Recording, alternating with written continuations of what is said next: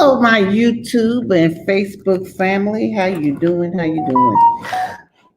I'm here today to chat with you. A couple of you have been putting in questions on some of my Facebook pages asking about business ideas or business. How do you start one? Is it good to start one in the pandemic? What about financing, marketing, things like that? So what I'm gonna do today, I'm gonna take some questions. If you have any questions, I'm gonna take some questions and answer it. Look like a lot of lights back here. Let's see. Let me try to adjust this light. Okay. It's like sunset. Maybe it's not a good time for the light to be coming in. But anyway, thanks for coming in and chatting with me today. If you have any questions, please put it in the comments and we'll get it answered. But to start, people has been asking about, should they start a business in the pandemic? I know things are really slow and, it depends on what you're going to start. Big businesses usually come through a recession pretty well, but small businesses don't. That they have the hardest problem. So to answer the question, should you start a business in the pandemic?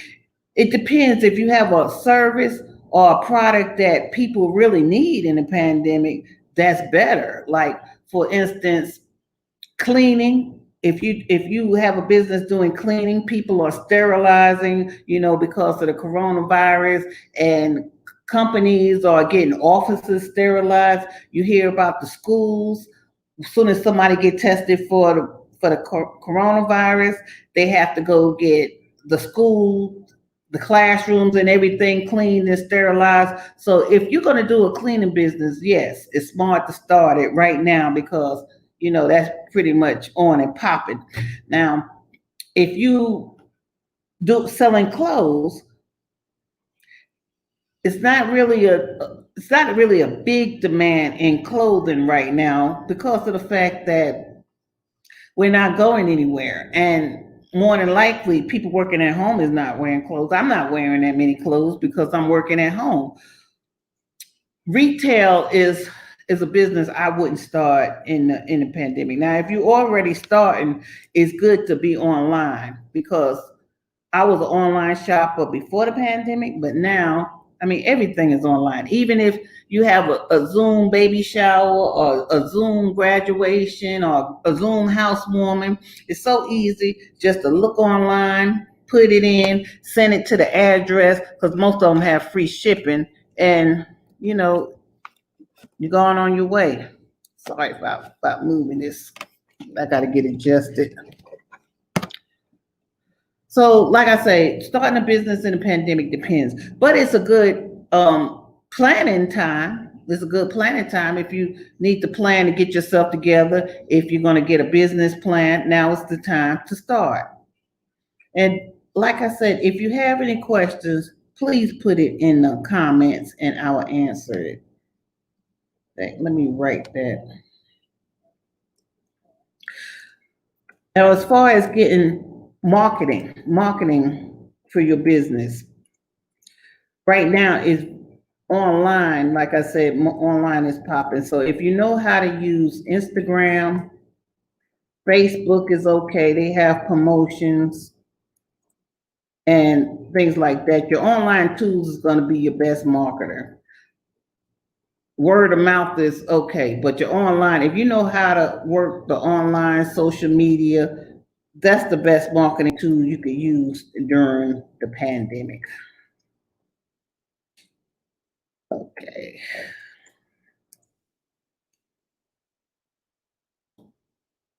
And what I'm doing, I'm writing you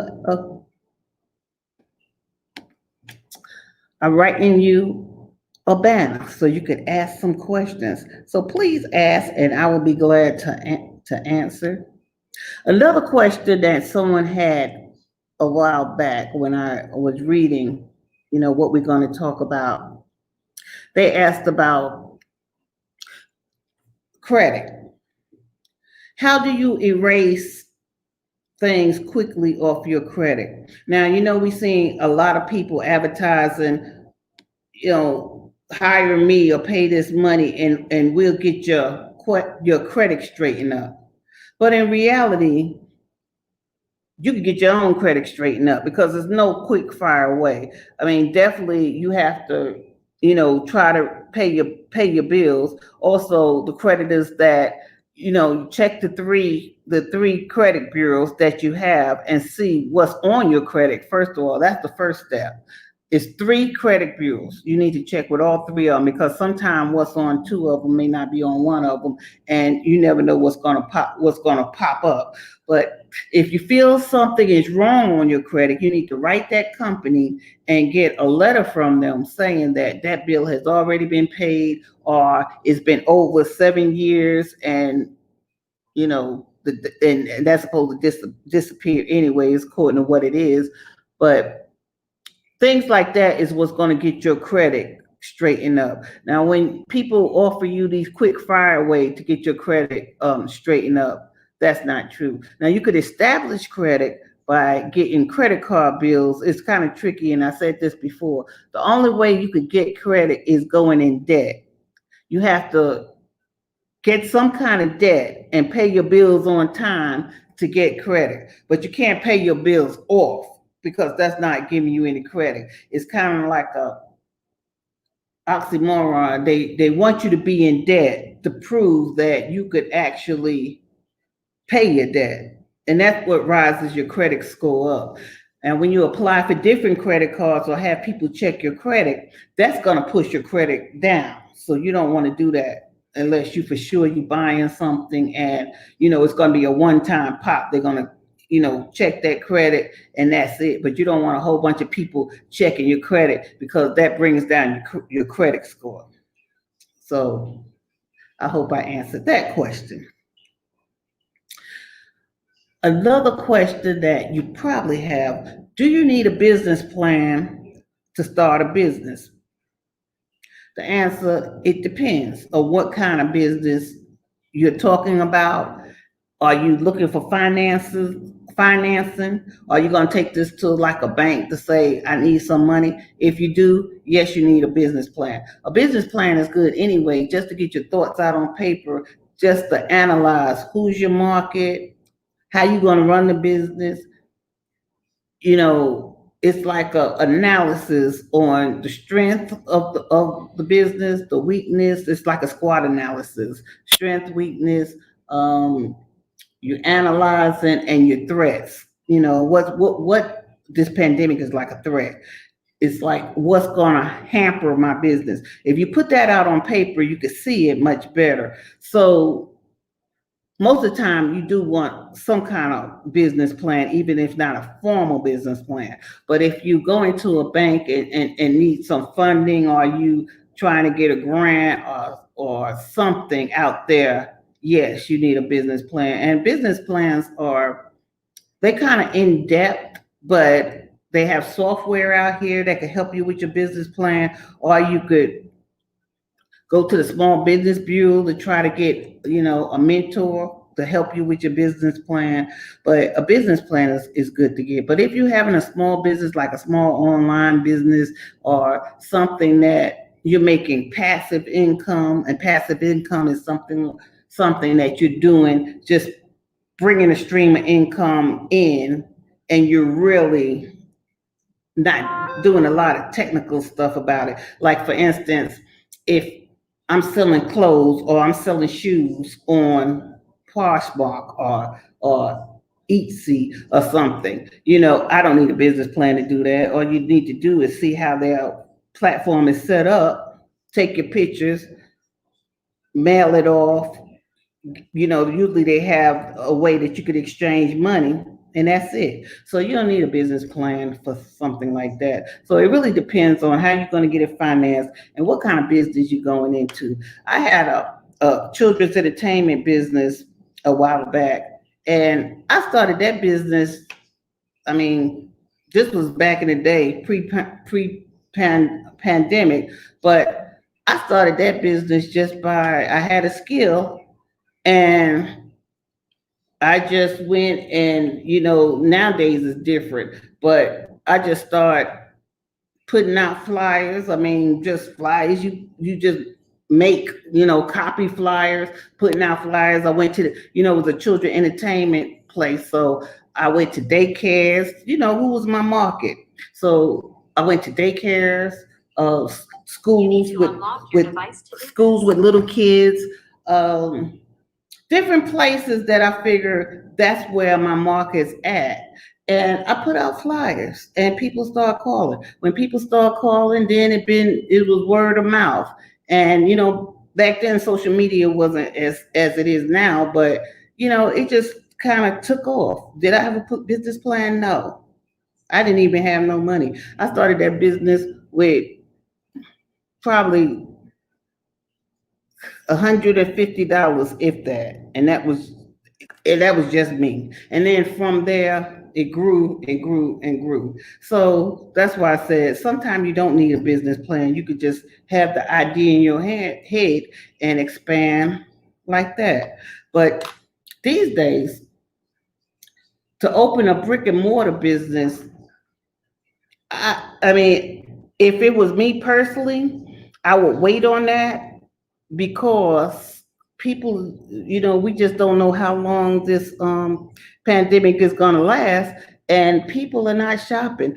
Did you hear that stores like Lord and Taylor and I think Macy's, all of them are desperate because people are not doing a lot of walking around shopping. I mean, the takeout restaurants are doing better than walking around shopping, people walking around shopping.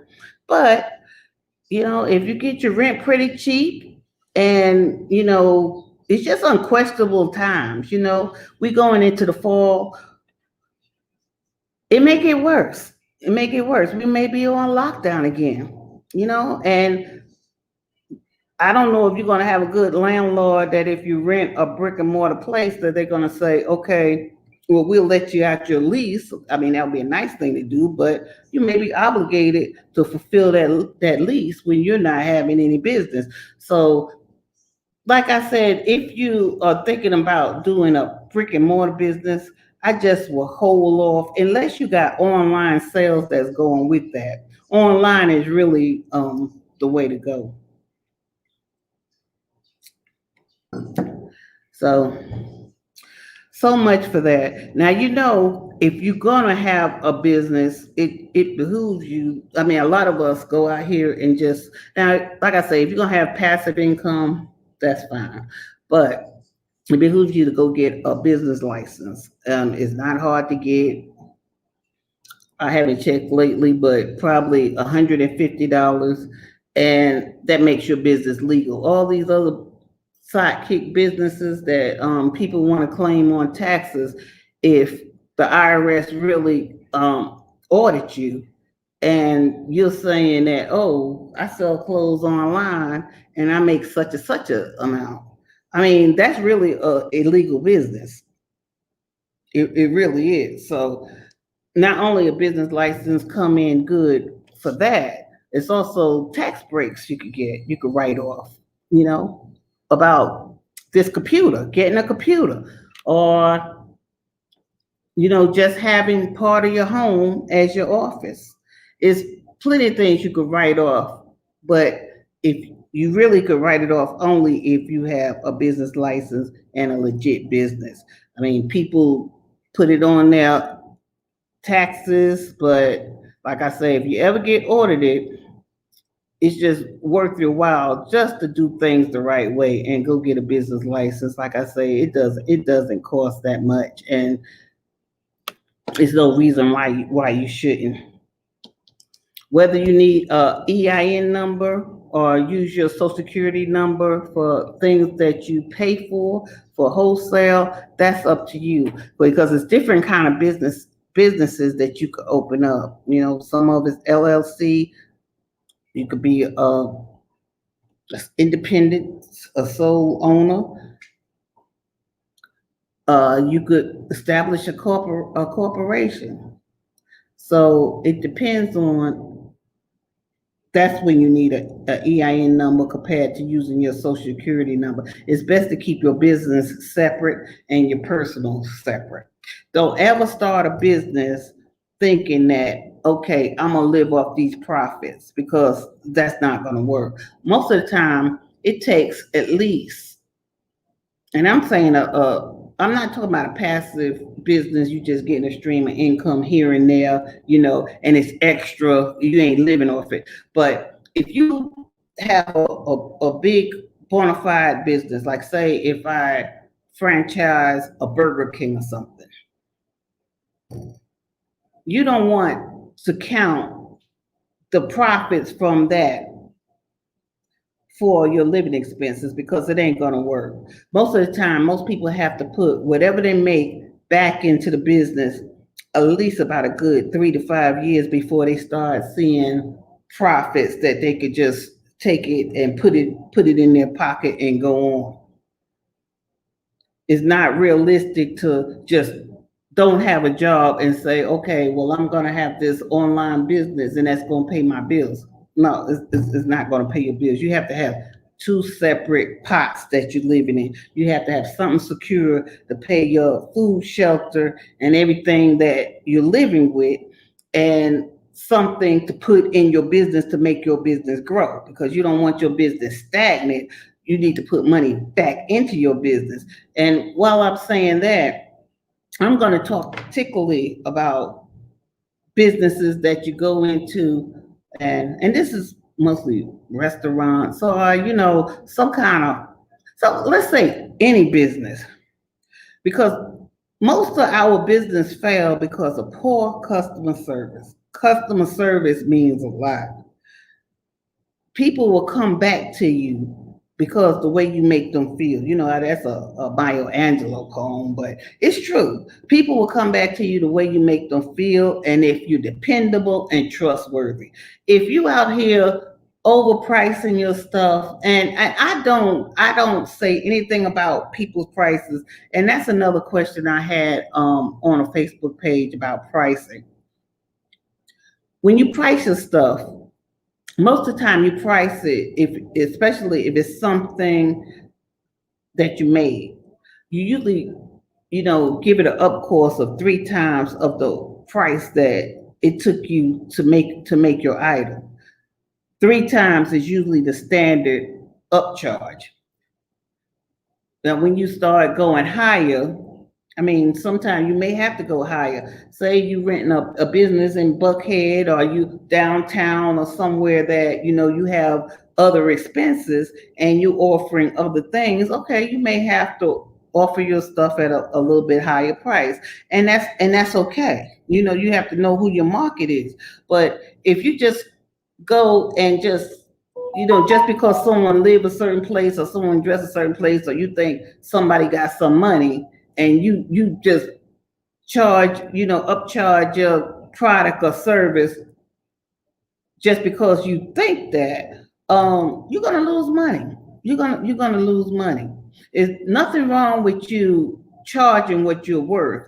Don't underprice yourself either, because people tend to, if you have a product and it's too cheap, people tend to think of it as cheap. Like you have a glass of wine. If I paid $2 for that bottle, in your head, you thinking, oh, that must be a cheap bottle of wine. They'd rather go pay $20 because that seemed like more quality. But we know that is not the case sometimes, because you could go to Italy and a good bottle of wine is $2 because wine is coming out the yang yang. So it depends on, what it is. But in people's mind, generally, if you have a product and it's too cheap, it's like you're selling yourself cheap. In people's heads, it's cheap, But if you have a good product, be firm in your price and realize who your market is. If you have I tell people, I don't complain about anybody's price, because I don't know, I don't know your expenses. I don't know your overhead, what you pay your employees and things like that. You have to figure that out. But make sure you market to the people that couldn't pay it, because I don't ever question people's prices. Either I'm going to buy it or I'm not going to buy it. I hate that. I hate when I had my business. When people, I charged $150 an hour to come out to entertain your kids. When people, well, what about 75? I just tell them quick. Well, you can look around and call some other people, and that may be more suitable, for your needs. That's just a nice way of putting it, to go somewhere else with that. And most of the time, because I know I had a good price, my price was compatible to everyone around. And I know I put good customer service. I took my business serious. I didn't do no crap like if I was supposed to been there at we set up for a party, like I said, it was children entertainment. We set up for a party. We supposed to be there at 10 o'clock. I'm coming in there at 10:30. Or if you know you supposed to have everything set to go. You just now getting started, and somebody's supposed to understand. I don't know if you've seen a couple of my videos where I have had people, I'm spotlighting, especially people of color businesses, because I feel like trying to help small businesses and help them get out there and get noticed. And I mean, even though my platform is not the world, I'm giving you free publicity. You never know who's watching. You never know. But yet, it's like they don't even show up, or they, at the last minute. And I do check with people and confirm and say, okay, you got this, everything is set. We're gonna go on at this time, and you writing me or texting me 5 minutes before showing saying, oh, well, can we do it next week? That's bad business. That really is bad business, so that tells something about you. So if you go to a business and they're not on time, they're not dependable, even if you have a product. To me, if you have a good product, you should guarantee that product.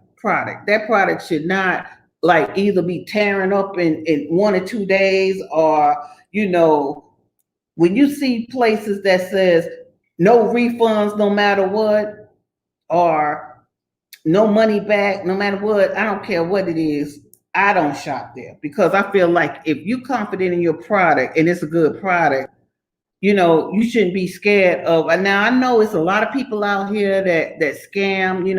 They say something is not good just to get the freebie, or just to get something out of it.